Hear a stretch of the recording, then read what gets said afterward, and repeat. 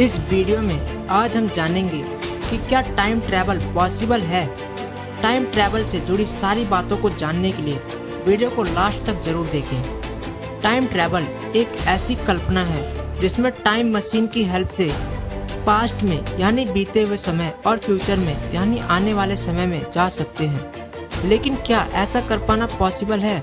क्या सच में ऐसी टाइम मशीन बनाई जा सकती है जिससे पास्ट या फ्यूचर में ट्रैवल किया जा सकता है?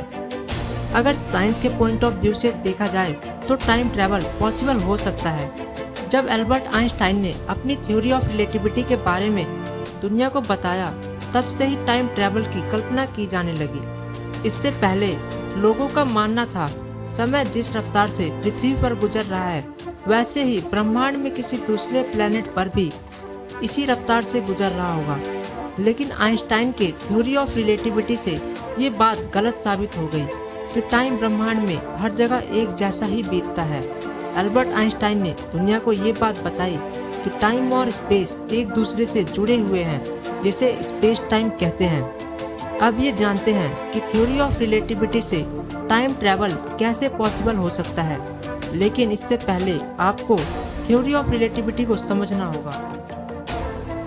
इस थ्योरी में टाइम और स्पीड के रिलेशन को समझाया गया था।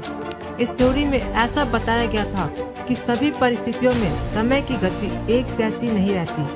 इसका मतलब ये हुआ कि समय पूरी तरह से गति यानी स्पीड पर डिपेंड करती है। आप इसे ऐसे समझ सकते हैं जैसे अगर आपकी स्पीड ज़्यादा है तो किसी दूरी को तय करने में आपको कम समय लगेगा, लेकिन अगर वही दूरी कोई और कम स्पीड पर तय करता है तो उसे ज़्यादा टाइम लगेगा। अगर देखा जाए तो हम अभी भी टाइम ट्रैवल कर रहे हैं। हम लगातार पास्ट से प्रेजेंट में होते हुए फ्यूचर की तरफ बढ़ रहे हैं, लेकिन अभी हमारी स्पीड 1 घंटा प्रति घंटे है। यानी अगर हमें फ्यूचर में 1 घंटा आगे जाना है तो हमें 1 घंटे का ही टाइम लगेगा। अगर ये स्पीड ज़्यादा हो जाए तो हम फ्यूचर में ट्रैवल कर सकते हैं। अब आप कहोगे कि ये क्या बोल रहा है, स्पीड बढ़ाकर फ्यूचर में कैसे जा सकते हैं? 1971 में जोसेफ सी हाफले और रिचर्ड ई कीटिंग ने थ्योरी ऑफ रिलेटिविटी को लेकर एक एक्सपेरिमेंट किया था, जिसे हाफले कीटिंग एक्सपेरिमेंट के नाम से जाना जाता है। इस एक्सपेरिमेंट में उन्होंने 4 एटॉमिक क्लॉक्स लिए और इनमें से 3 को लेकर धरती के 2 चक्कर लगाए, जबकि चौथी घड़ी को वो लैब में ही छोड़ गए।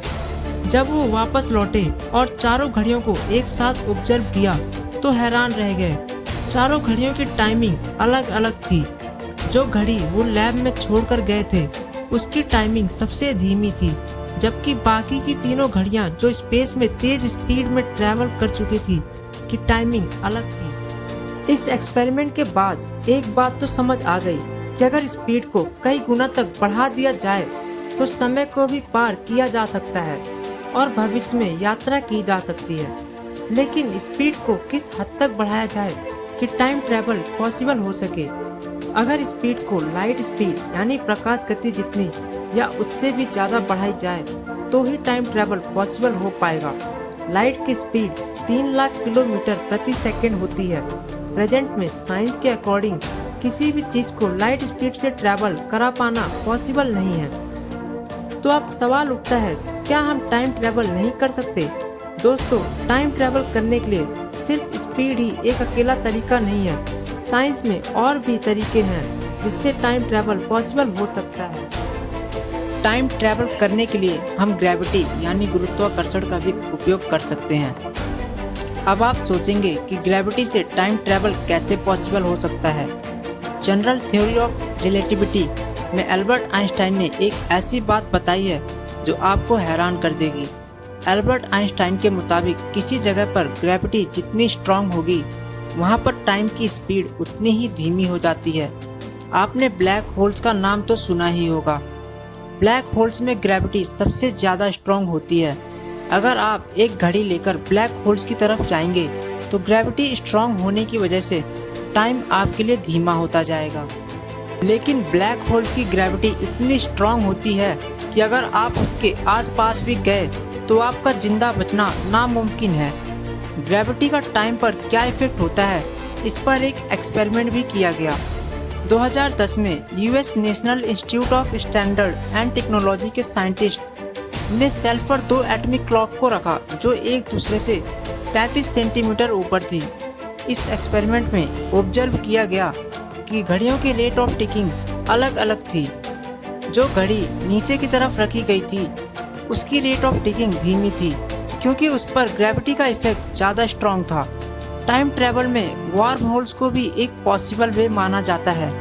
वार्म होल्स एक गैलेक्सी से दूसरी गैलेक्सी और टाइम के अलग अलग हिस्सों को जोड़ने का काम करते हैं। ये एक शॉर्टकट पुल जैसा है जिससे हम टाइम के अलग अलग हिस्सों में ट्रैवल कर सकते हैं। लेकिन प्रेजेंट में साइंस ने इतनी तरक्की नहीं की है कि हम किसी भी तरीके से टाइम ट्रैवल कर सकें। भविष्य में टाइम ट्रैवल को पॉसिबल बनाया जा सकता है